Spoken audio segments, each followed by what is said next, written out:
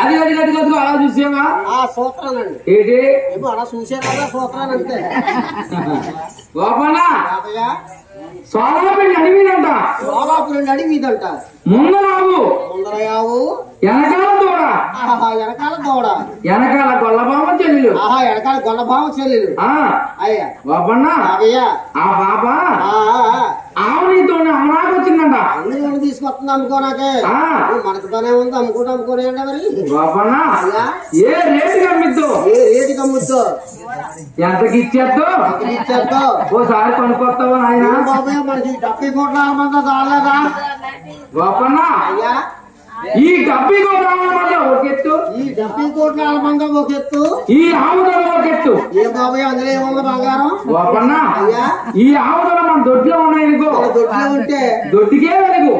వెలుగు ఇంటిగా ఉన్నాయనుకో ఇంట్లో ఉంటే ఇంటికి కూడా వెలిగా అదే కరెంట్ వేయించుకుంటాం ఎందుకంటే పులోవర్ కరెంట్ బిల్ వచ్చేస్తుంది ఎంత కాదు ఏసీ ఉంది కదా 5,000 వస్తుంది మనకి అంతే కాబట్టి